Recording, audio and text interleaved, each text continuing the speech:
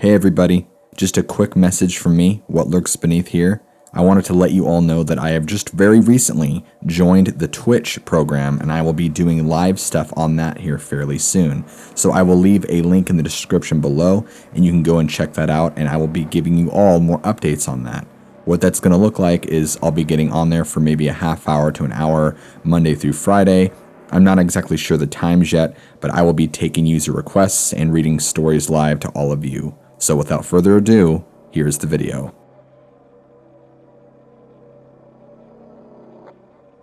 This happened this summer of 2016. I was staying at my grandparents' house for just a few weeks in the summer while my mother was on vacation. They live near Grand Junction, Colorado. Their house is by a large river, and the whole area has a shit ton of trees, plant life, and animals. I was letting my dog out to go potty one night, and there's hardly any lights around their property, so I grabbed a flashlight. My dog is outside for maybe a minute before I hear her start viciously growling and barking like I've never heard before. She's growled and barked at animals or people outside before, but this was more aggressive than I'd ever heard her. I start making my way over to my dog to investigate. I make it about halfway to my dog, and I freeze dead in my tracks. I'm pointing my flashlight in the direction she's facing, and I see the most unsettling thing I've ever seen. At first, I think I'm just imagining it, or tripping out, but there was no denying it. It was clear as day. What I was looking at was about 3 to 4 feet tall, a rectangular figure, but with rounded edges. Imagine like a 4-foot tall Twinkie. It was this gross, translucent tan flesh color, like the color of a naked mole rat. There was no apparent face or limbs. All I saw was a bunch of tentacle leg-looking things protruding all the way down the front and side of its body. The way it was moving was creepy. At first, it was sort of gently rocking side to side, and then I swear it started taunting my dog, like running from one spot to another, just to mess with her. At this point, I got too scared, and it would do something to my dog, so I ran to her, snatched her up, and booked it inside, and locked the door. When I peeked back outside, the thing was gone. I don't think anything has ever disturbed me that much in my real life. My body wouldn't stop shaking for probably 25 minutes after I got inside. The most messed up part is the next day I told my aunt that I saw a weird alien bug-looking creature outside the night before. She then said, "I've seen some weird shit out here too," and proceeded to explain seeing the exact same thing I saw. Same color, shape, lots of tentacle, centipede-looking appendages. And the icing on the cake for me was when she said it kept rocking from side to side. I said, "You're kidding me. That's exactly what I saw last night." We both got chills and flipped out because it confirmed it was not our imagination, but reality. I had a rather odd encounter with some humanoid creature, or even spirit possibly, just a few nights ago, and I haven't been able to come up with a rational answer to just what I had seen. I suppose I will start with the story now. It happened just a few nights ago, when I was biking home from work. I work the closing shifts for my local Walgreens, so I get off work around 10:30. I live only 30 minutes away by bike from my job, but most of the way home is by a heavily forested trail, which doesn't have very many streetlights to begin with, so it's always pitch black when I'm going home. Well, about 5 minutes-ish into the bike ride going home, I hit the beginning of where the streetlights end, and the darkness began. And like I always do, I pull out my phone and turn on the flashlight option so I could illuminate my way home. Well, only a few seconds later, after I turned it on, I tilted it up more and froze because I saw this tall, skinny, pale-looking figure for just a brief second before it fell onto all fours, like the wind was gone into the woods. Shortly after, I started to pedal as fast as I could, because I had no clue what it was I had seen, when I heard a low screech, and whatever it was kept pacing with me, hidden in the woods, out of sight. I managed to get out of that area very quickly and didn't see or hear anything after I left that heavily wooded area. But a while later, I caught a scent of what literally smelt like fresh blueberry pancakes or waffles, like as if somebody was standing out in the field with a hot plate of just a pan of blueberry waffles or pancakes, which didn't make sense to me as there are no buildings in the area where that scent was. So I figured perhaps whatever it was I had seen was possibly using scents to try and draw me into the fields or woods. Now, I do know a few areas around the trail are supposedly haunted. There's a dinner theater that's not far from it, and a supposed haunted water tower in the area too, and a couple of other places. But I still, no matter what I think of, I can't rationalize it or even debunk it as something else. Couldn't be a deer because I've talked to people around the area, and no one has seen a deer ever in the area. And besides, it was standing on 2 feet when I saw it, like it was a humanoid. Couldn't have been another wildlife because the only wildlife I have ever spotted are squirrels and birds.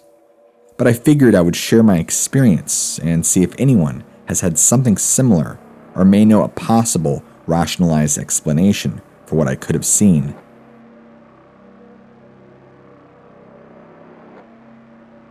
When I was 12, around 2005, I saw something that I still cannot explain.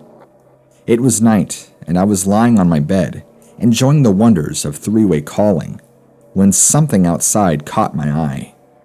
My bed had a window about 2 feet away from it, and I could see the tree outside my house very clearly from the head of my bed.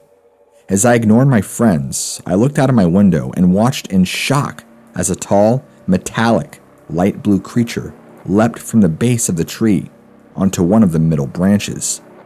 Now, there's no way in hell that a branch about 3 inches in diameter could hold a creature of this size.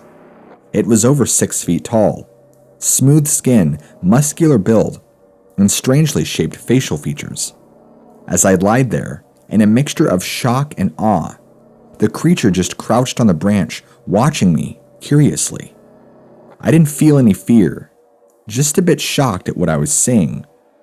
After about 15 to 20 minutes of watching this thing sit there, it lifted its head and let out a call that sounded like if a duck was quacking underwater, and jumped down from its perch. I watched it as it casually crawled back into the tree line and disappeared. I've never seen it again, but it's something that has always stuck with me. I'm hoping someone may have a similar experience, or some insight as to what I witnessed that night. Its head was proportionate to its body, but it appeared to have a short snout. Also, that leap would have been about 15 feet high, and it did it with ease. I lived in the same house until 2015, and I would very frequently walk about a quarter of a mile to my friend's house at night. The path was a dirt path, and on the right side, directly next to the trail, was a heavily wooded area. To the left was an open field that was against a canyon full of springs and trees. Some nights, I could feel that creature nearby, and instead of frightening me, it would put me at ease.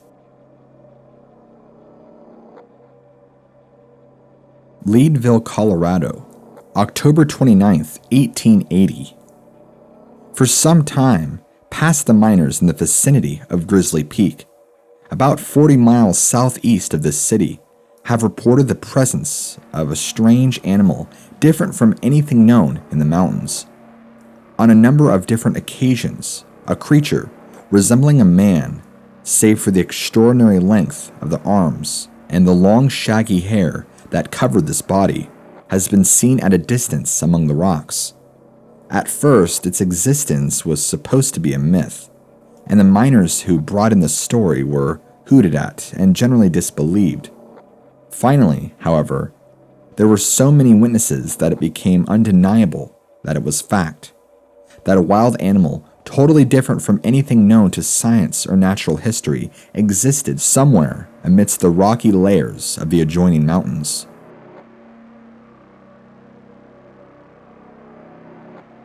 My partner lives on the edge of a large, unspoiled state park, with miles of forest all around. When I'm there working on our project, I have to go outside to smoke, and I would usually just sit on a log and scan the wilderness for deer or other critters to pass the time. It's very quiet, no traffic sounds, just the raw wildlife. One afternoon, as I sat looking into the woods, I heard what sounded like a baby or a very small child crying. By the sound of it at least, I would guess that. And I would guess that it was no more than 100 yards into the forest, but the trees and brush obstructed the view. I am no stranger to the woods, and I was certain that sound was probably a fawn looking for its mother, and not a human. So, I went back in to work. Soon after that, I had to drive into town for parts, which took about 2 hours before I got back. The sun was just going down as I took up my usual smoking spot. The crying continued with a sense of urgency coming from the same approximate area in the woods. I was still convinced it was a baby deer, and supposed its mother was dead somewhere. I was at a time a critical part of the project and really couldn't stop to go rescue a baby fawn. About an hour later, I was at a stopping point and went out for a smoke. The crying was still there, and by now, it sounded like it was losing strength. It was now or never. I went in and got a wall-charged spotlight with a green light indicating a full battery, and a short piece of rope. By now, it was jet dark out with heavy cloud cover, as I dutifully plunged into the brush at the edge of a ravine that was steep enough to have a slide down on my butt, walked through the shallow creek and scaled the other side using boots and branches to climb up. I expected to come back through this with a baby deer in my arms and would just have to deal with that when I came to it. Once I got back on level ground on the opposite bank, the crying sounded closer, but still not visible in the search beam. This area was new growth, with saplings and thorn brush extending up a slight incline, with the occasional oak and walnut trees. I stopped to rest and looked around to get my bearings, but couldn't see any lights from the house. Nothing but woods, and a crying baby, somewhere in the middle distance. I plodded up the incline for approximately 100 yards in the direction of the sound, but still couldn't visualize the animal. It still sounded like the crying was about 100 yards away. I guessed it was walking away from me, so I called out in a soft, unthreatening manner. The crying paused for a second, and then started again. I thought maybe it stopped walking now, and I kept going, "It's all right, buddy, I won't hurt you." I pushed my way through the tangles and thorns to another open area where I stopped to scan with the light. Nothing but the sound of crying just out of sight. Now that I was closer to the source, the sound was eerily like a human, which just made the circumstance all the more frustrating. If it was a child, it apparently didn't speak English because no calls were answered. By now, I thought it was a child lost in the woods and was too terrified to speak to me. Between me and the sound of a formidable fortress of blackberry bushes with a spiderweb of grapevines covering the outer surface. This is tough to get through, even with a chainsaw. So I knelt down to a low crawl into the base. That's when the light went out. No fade out, no warning, just off. The battery indicator was also off. This device was completely dead. The darkness was absolute as I stood back up to get my bearings. The crying had stopped, and there was no sound, no crickets, peepers, of anything. I looked around without moving my feet, so I could approximate the direction I had come. Not a single light of civilization could be seen anywhere. And now the flashlight had become a useless piece of responsibility that occupied one of my only two tools, my hands. I had left my lighter and cigarettes on the log since I didn't know it was going to take this long. I had the rope around my neck and shoulder, and that was the extent of my resources. The crying sound was replaced by a whimpering from apparently the same original location, about 30 feet through the bramble fortress. As I stood there in absolute darkness, I did the math. If it was a human, I obligated by creed and honor to attempt to reach this child under these conditions, even at my own peril. So I knelt back down. I had to go. I had to. I took off the rope so I could snake through the thorns with a little snaggage as possible. I took in a deep breath and ready to go in, and just then, I hear a giggle coming from right beside my right foot. In my mind, I could see it from about 4 inches away and from about 12 inches high. Under any other circumstances, I would have immediately concluded a practical joke, and even gave that the benefit of a doubt for a moment. Hard as it was, I kept my feet planted so I wouldn't lose the only thing I had, a relative direction to go back to the world. There was no more crying, and I had the feeling the giggle came from the same organism now somewhere behind me. I heard leaves ruffle and small twigs cracking here and there. It giggled again with an unmistakable lilt of threat, about 5 feet to my left. Then I heard a second giggle coming from up above, about 20 feet away, not moving. A split second later, it had soundlessly joined the first on the ground to my left and giggled from roughly the same 12-inch stature. They were able to circle me and move off very fast, judging by the sound of the leaves and stems. At this point, I had concluded that there was no child in danger and I needed to get the hell out of there. I did an about face and started off thinking even if I'm off by several degrees, I'll still eventually see light from the house. When you make the decision to flee, it starts a cascade effect of fear and harder flight.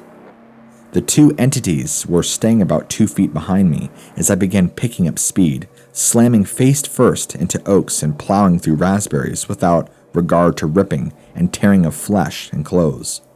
Still, my pursuers outright laughed as I barreled through heavy growth. Spiderwebs and blood covered my face at one point. The laughing came from just inches from my right ear. I felt like a stampeding steer, blindly bulldozing anything in its way. I finally reached the edge of the ravine and now could see the house light and my partner on the other shore. I half slid and jumped down the 20-foot wall into the creek with a faceplant. While struggling to get back up, I could hear the two giggling, sneering entities from the edge of the ravine. My partner called out, "Are you all right?" And I replied, "Can you see them? There's 2 of them right near the edge. What the hell are they?" He said he could only make out 2 black blobs from the lip of the wall. That's about all I could see of them too. The house light had little effect this far out. He asked again, "What the hell is going on?" Just then, as I was clambering up the other back, the 2 creatures flew silently, except for the vocalizations, near my left ear, up the bank and right past my partner's shoulders, and out into the night. I have no idea what they were, and my partner, who is a wildlife veterinarian, had no clue. This is not fiction, and this description was from my corroborated memory. I can tell you, sleep was not in my immediate future, so I googled the history of the area, and sure enough, an old Indian legend of the crying voice in the woods luring young warriors to their death.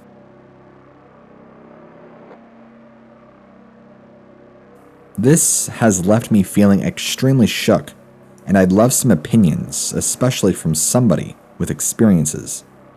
Last year, I had a very strange experience in a national forest out in California. I was by myself on a road trip with my dog, and I was driving pretty far into the Mendocino National Forest. I like to camp in national parks and forests because it's isolated, so my dog can roam and they're free of charge. A trade-off for sketchy rough drives into the parks sometimes and a lack of service or assistance. Anyway, I was driving up this dirt road, kind of curling up a mountain, around maybe 5 p.m. It was very nice out, sunny and warm with a slight breeze. Nothing serious had happened, but I felt extremely uncomfortable driving into the area. That feeling did not let up.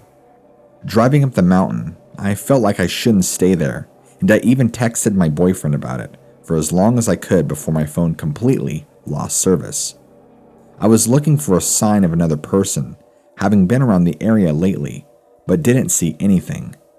I pulled over and got out of my car with my dog to look over the edge and noticed a dead squirrel and some broken glass mixed in with the dirt and gravel. Yuck. My dog starts to growl slightly. She is vocal, but I've almost only ever seen or heard her growl at other dogs. I did see her growl at a possum once, so it could be something she smelt, maybe. This place continued to make me feel quite on edge, but I pride myself in being an independent traveler and backpacker, so I decided to continue at least a bit further with my grumbling pup to see if I could find a good place to camp. I continued to notice more dead animals. Keep in mind, no one is going to be more than 5 to 10 miles up this thing, and that's if there's anyone even there. I hear men's voices. They sound so close and I think I should call out to them.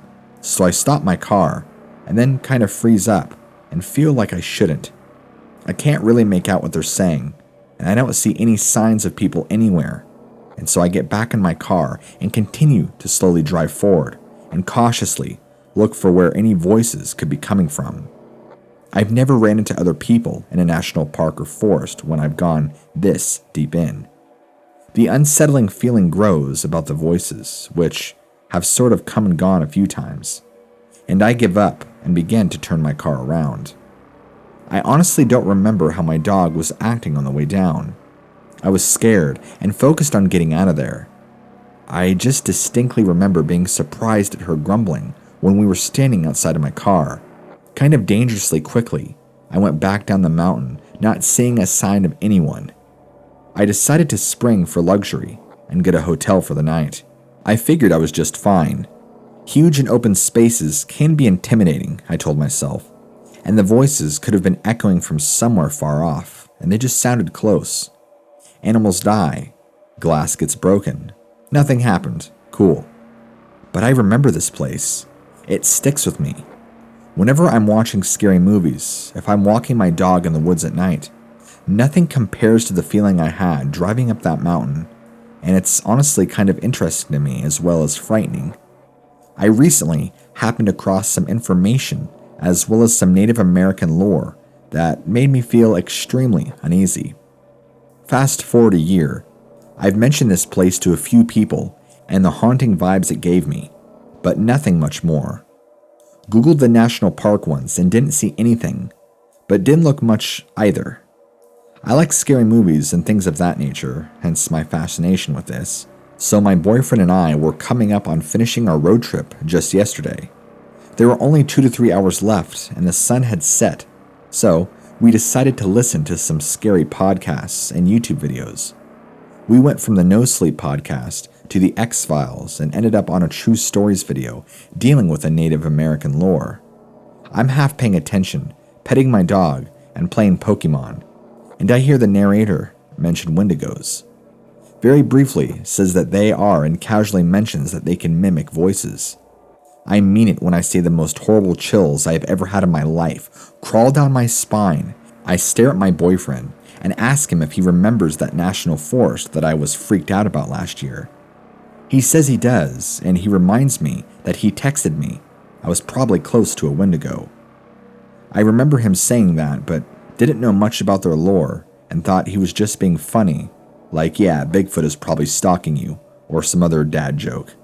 And he was like, no, I mean, I was mostly joking, but I said it specifically because you said you were hearing voices that you couldn't find a trace of.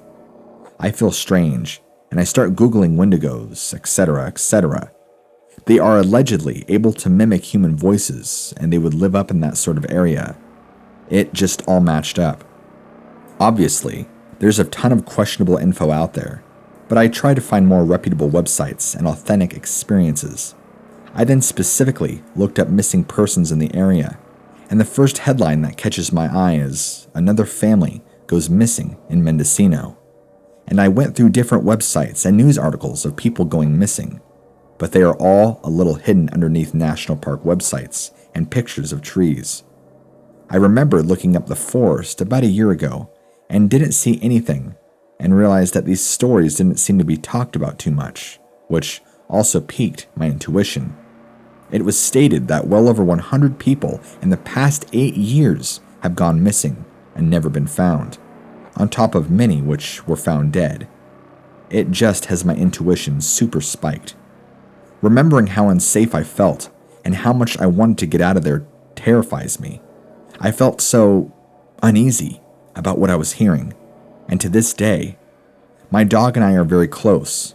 She was a stray that started following me one day, and I ended up bringing her home from Costa Rica.